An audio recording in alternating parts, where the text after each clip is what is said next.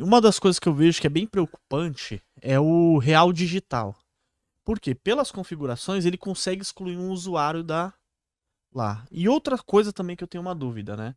Imagina você que é um comerciante, você que é uma pessoa lá e tem o real digital, vai ser tudo digitalizado. O governo hoje em dia, ele manda a DARF pra mim. Fala, pô, a DARF pra mim, pô, agora não dá pra eu pagar a DARF porque eu tenho que pagar o meu aluguel. Eu tenho que pagar outras contas, eu tenho que pagar a escola da minha filha. E com esse real digital aí, será que o governo pode descontar já meu imposto lá na fonte?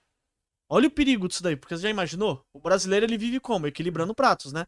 Você vai pagar um imposto que você deve pro governo ou pagar o leite da sua filha? Você não acha também que o governo tendo essa responsabilidade também ele tem que usar muito bem, senão ele vai ferrar a pessoa? Cara, vamos lá. Deixa eu dar um passo atrás e explicar pra galera o que que é o real digital, o Sim, DREX boa. que você tá se referindo, né?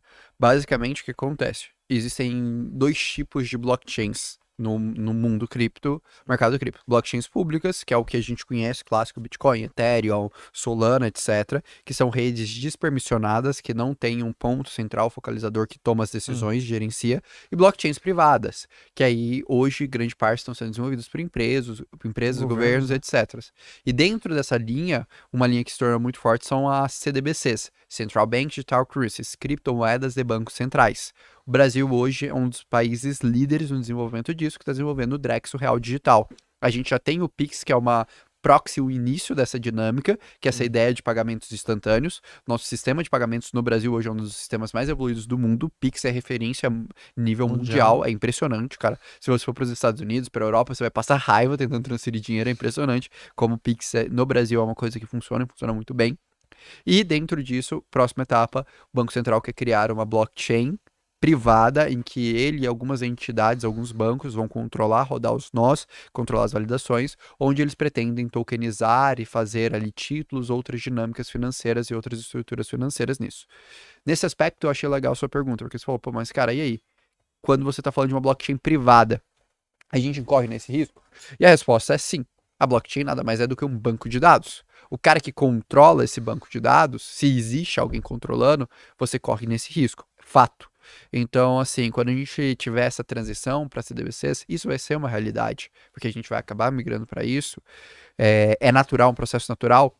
A gente vai começar a ter esse conflito da privacidade, da liberdade dos meus gastos, da liberdade das minhas informações perante o governo e perante as entidades bancárias. E talvez essa, para mim, vai ser um dos grandes gatilhos para a expansão e adoção do mercado de Eu criptomoedas também acho. descentralizados. E, cara, tem um estudo muito maneiro do CFA Institute, que quem escreveu ele foi o Matt Hugman, da Bitwise, que é uma das maiores gestoras de cripto. E nesse estudo ele começa a destrinchar cripto crypto belong the hype, por trás do hype. Então, cripto por trás do hype. E aí o que que ele fala, né? Ele vai fazendo toda uma tese porque cripto faz sentido. Ele explica desde ali do início de cripto, das questões criptográficas, da década ali de 1940, com as pessoas projetando, por Os exemplo, em CryptoPunks? 1908, isso, CryptoPunks, projetando em 1984, e Admirável Mundo Novo, o mundo distópico, se a gente tivesse uma tecnologia que conectasse todo mundo e que a gente tivesse um ente que teria toda a informação. E ele entra num ponto que ele fala o seguinte: vamos agora avaliar o ouro. Por que o ouro conseguiu ser a reserva de valor do mundo? Isso é uma pergunta legal de ser respondida, aí você entende o valor do Bitcoin. O ouro conseguiu ser a reserva de valor do mundo por alguns motivos. Primeiro, motivo cultural. A gente está há mais de 2.500 anos usando ouro. Segundo, motivo de fungibilidade de estrutura. Por exemplo, a platina não virou ouro porque na época que a gente começou a adotar o ouro como moeda, barras, você não tinha fornos o suficientemente quentes para derreter platina e fazer lingotes. Por isso que o ouro ganhou essa cunha, Sim. que, por exemplo, a platina é mais rara na, na questão, na questão de encontrar.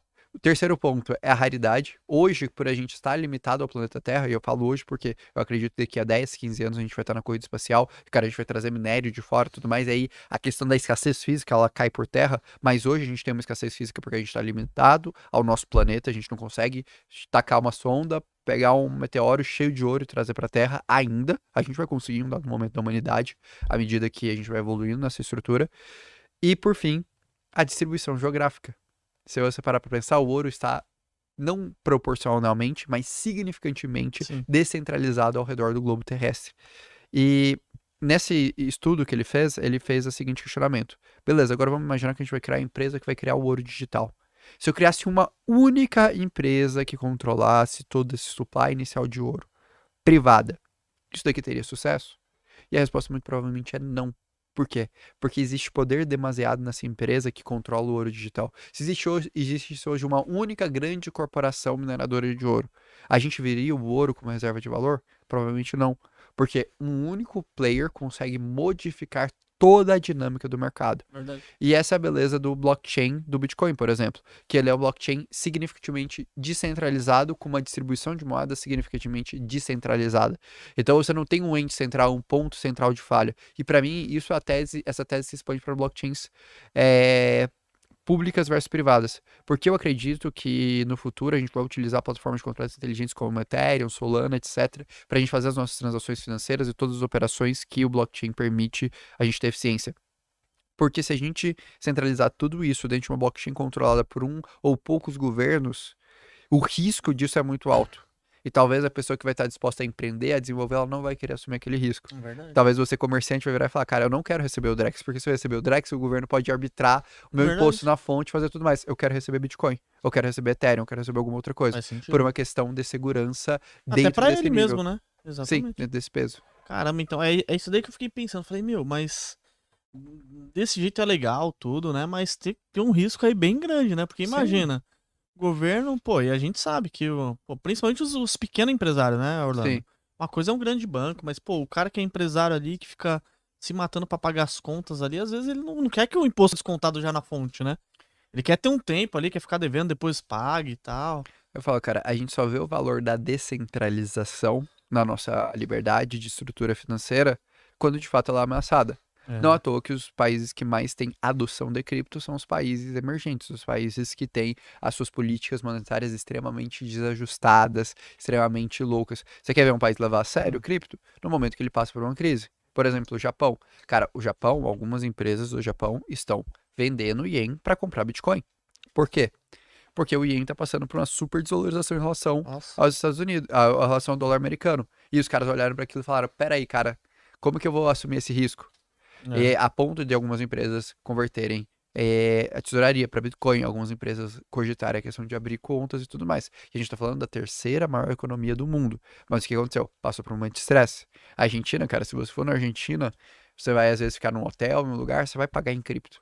Porque os caras preferem receber cripto, Do que cripto receber dólar, o... do que receber o peso moeda- argentino. a moeda deles fraca. Eu tive essa experiência, cara. Eu cheguei no hotel, o cara virou pra mim e falou: olha, você pode pagar em peso, o valor é X. Você pode pagar em dólar, o valor tem um desconto de 15%. Ou você pode te pagar em Tether ou em qualquer outra cripto que você Caraca, quiser. legal. E aqui a gente tem um desconto de 25% se você pagar em cripto. Nossa, aí você E eu olhou nem da sabia, Dantes. ele não sabia É, que eu investi em cripto nem nada. Ele só me falou. Aí eu falei: pô, cara, eu vou pagar em cripto. Pra mim é melhor. Tubarões, se vocês quiserem ver cotação de ações, de fundos imobiliários, de BDRs, ETFs, criptomoedas, você consegue ver através do site do Investidor 10, a plataforma completa. Tem diversos rankings também, maiores lucros, maiores ROIs, empresas que pagaram mais dividendos nos últimos 12 meses. É uma plataforma completa e você consegue gerenciar sua carteira. O QR Code tá aqui na tela, aqui, só você acessar ou no link da descrição aqui do vídeo também.